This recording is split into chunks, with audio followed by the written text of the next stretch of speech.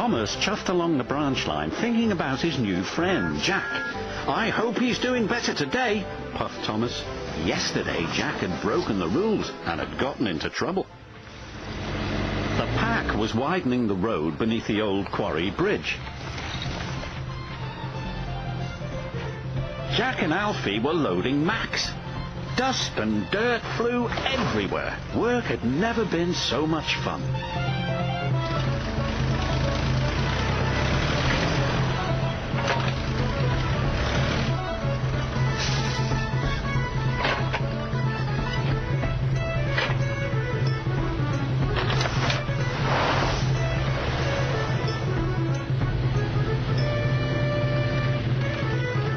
Jack felt very proud. He'd worked hard, been very good, and followed all the rules. But he was still worried Miss Jenny wouldn't let him stay. Ned the steam shovel was cheerfully clearing rocks. Ned has a big bucket and a big heart. Sometimes his bucket is too full. "Careful, Bumble Bucket." "Sorry," said Ned cheerfully. Thomas couldn't wait to get to the old bridge. He knew the pack were working there. He could see how Jack was doing.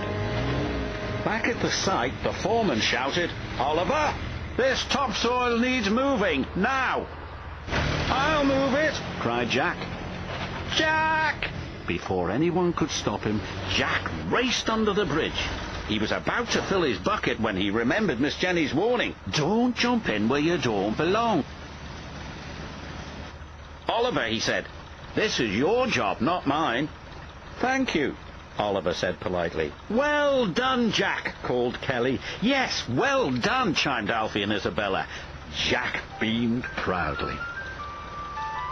Later, Ned was moving under the bridge. His oiler had told him to lower his crane arm. "I must be careful, I must be careful, I must be careful." Then there was trouble. Ned hadn't lowered his crane arm far enough. It knocked loose the important keystones. The bridge started to crumble. Thomas puffed towards the bridge, unaware of the danger ahead. "Thomas!" Jack jumped in and lifted his front loader up against the bridge. He pushed with all his might. Thomas saw the flagman. His driver applied the brakes, but it was too late. "Cinders and ashes!" cried Thomas. Jack didn't let go. Finally, Thomas's driver backed Thomas to safety. "Hold on, Jack!" called Kelly, and he rushed to help. Jack couldn't hold the bridge any longer.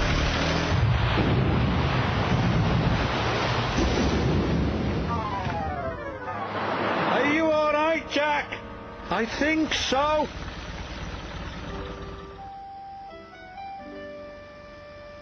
Thomas brought Jack back to the yard. Jack was afraid Miss Jenny would be cross with him. After all, he had jumped in and damaged his arms. But Miss Jenny was pleased. "Spot on, Jack," she said. "You'd make a mother proud. And the tank engine grateful," Thomas chuffed. "It's off to the fitters with you tomorrow, Jack. The pack can't have a front loader with bent arms." "You mean I can stay?" "I wouldn't have it any other way," Miss Jenny grinned.